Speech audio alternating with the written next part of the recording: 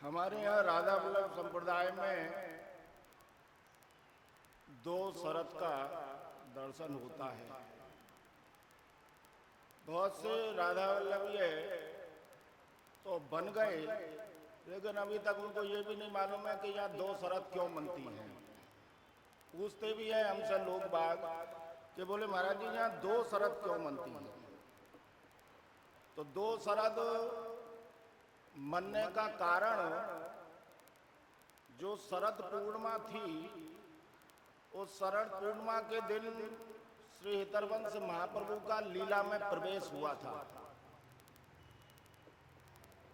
इसलिए रसिकों की दृष्टि में वो शरद पूर्णिमा का दिन उल्लास में नहीं रहा, क्योंकि लीला में चले गए महाप्रभु जी। तो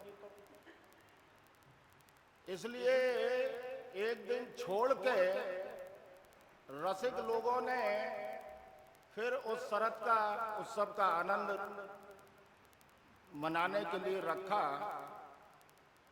जो दो शरद हैं, तो पहले दिन शरद में श्री जी का संपूर्ण श्रृंगार जो है वो नख से सिर पर्यंत तक जो है वो सफेद रहता है।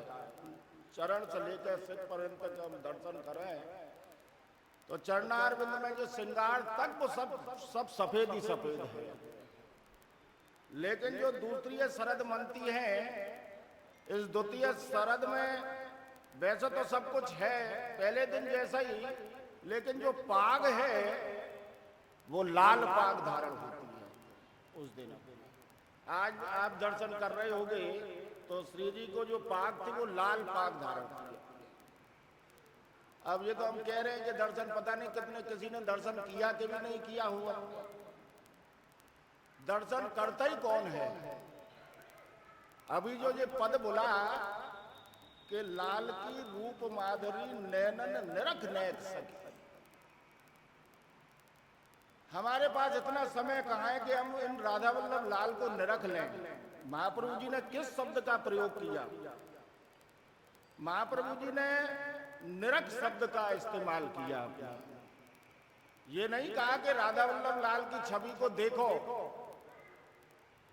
ये नहीं कहा कि राधा वल्लभ की लाल की छवि का दर्शन करो।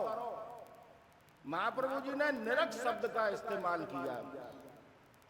ऐसे ही महाप्रभु जी ने एक और दूसरे पद में जब नरवाहन जी के ऊपर कृपा करी तब माए शब्द का किया कि बोले नरवाहन प्रभु नेहा।